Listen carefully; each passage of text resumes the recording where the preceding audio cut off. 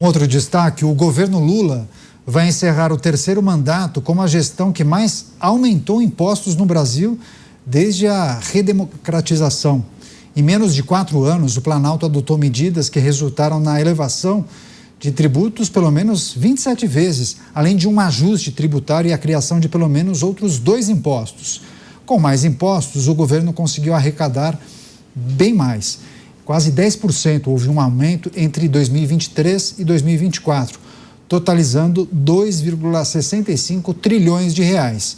O montante, no entanto, não foi suficiente para conseguir suprir os gastos do Planalto.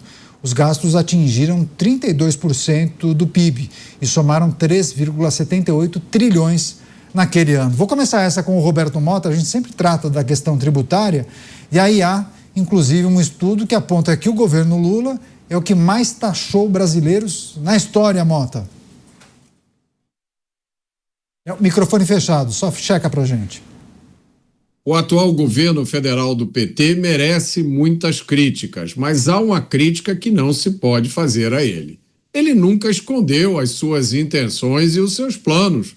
Basta olhar as declarações dadas durante a campanha eleitoral. O PT nunca escondeu o seu ideário, que foi montado com as piores ideias da década de 1980. A esquerda brasileira nunca escondeu seu projeto totalitário. O que espanta, e espanta muito, é que no século XXI essa tragédia ainda encontre apoiadores, inclusive, ou principalmente, na mídia, nas universidades e na cultura. Pois é, mesmo com uma arrecadação maior, o Palácio do Planalto ainda tem um problema fiscal gigantesco. Deixa eu passar para o Cristiano Beraldo analisar a situação que envolve a criação de impostos, reajuste daqueles que já existem e, mesmo assim, a dificuldade em conseguir fechar as contas. Vai lá, Beraldo. Pois é, Caniato, veja, um país, ele consegue aumentar a sua arrecadação de algumas formas. E o Brasil, ele vai usando a artimanha, o artifício mais sorrateiro, mais vigarista que existe, que é aumentar o peso tributário nas costas das pessoas que trabalham e produzem de maneira formal.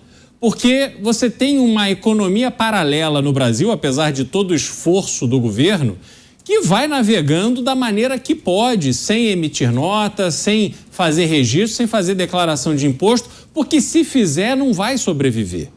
O Brasil, ele tem aumento de arrecadação não porque a atividade econômica vai aumentando, é só a gente observar o número de grandes empresas que vem aí dizendo que vão precisar recorrer à recuperação judicial. Agora teve aí um zum, inclusive da CSN, uma coisa inimaginável, mas que demonstra a realidade de uma economia absolutamente inviável. O Brasil hoje é um Brasil inviável, onde é muito difícil gerar emprego, é muito caro, difícil e burocrático empreender. O governo fica de lupa fiscalizando absolutamente tudo que as pessoas fazem e antecipo aqui ao que já falamos no passado. Tenho certeza que no próximo ano, no anseio de fechar as contas, a utilização das informações de PIX terá que ser utilizada para fins tributários e a população vai sendo oprimida até ela não aguentar mais.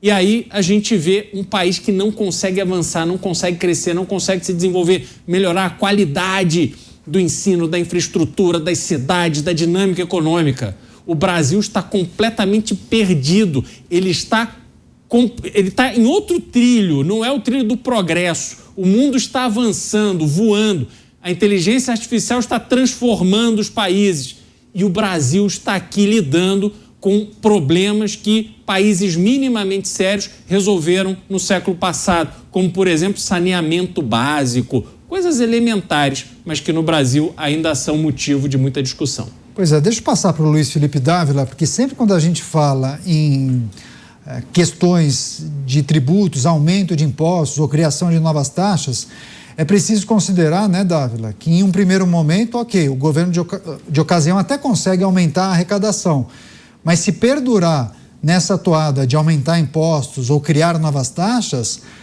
muitos optam em não contribuir mais, né? É o calote dos tributos, é a tal da curva de Laffer, né, Dávila? É isso mesmo, Canhato. Aquele famoso dito popular, né? Você pode enganar uma pessoa por muito tempo, mas não consegue enganar todas por todo o tempo. Te define perfeitamente a gestão de Haddad na Fazenda brasileira. Este ministro foi o recordista do aumento de imposto na história do Brasil. Foram 28 aumentos de impostos. Foi o cara que mais meteu a mão no bolso do brasileiro, tirando cada vez mais imposto do nosso dinheiro, do nosso trabalho, para fazer o quê? Para pagar rombo de estatal, para ter roubo do INSS, para gastar dinheiro com coisas absolutamente irrelevantes, como esse monte de viagem internacional, e aí colocar cartão de crédito da presidência da República sob sigilo por 100 anos. É para isso que eles usaram o dinheiro do nosso imposto, recorde. Mas não só teve recorde de receita, porque você podia falar assim, puxa vida, foi um governo que teve recorde de receita e melhorou a saúde, melhorou a educação. Não, teve recorde de gasto público, gastou muito mais do que arrecadou e uma arrecadação recordista. E isso o que fez, gente? Subir a taxa de juros, colocar a taxa de juros no Brasil na mais alta do mundo. E aí, o que isto gerou? A maior inadimplência da história do Brasil. 80 milhões de brasileiros estão inadimplentes, porque essa taxa de juro mata qualquer negócio, não tem margem que seja capaz de ter lucro e ainda por cima sobrar dinheiro para pagar o juro. Por isso, este é um governo que provocou o maior aumento de imposto, o maior número de brasileiros inadimplentes, o maior número de empresas em recuperação judicial da história do Brasil. Por isso, Canhato, é bom que as pessoas não esqueçam desse dado até outubro de 2026. Porque ignorar os fatos, aí é burrice.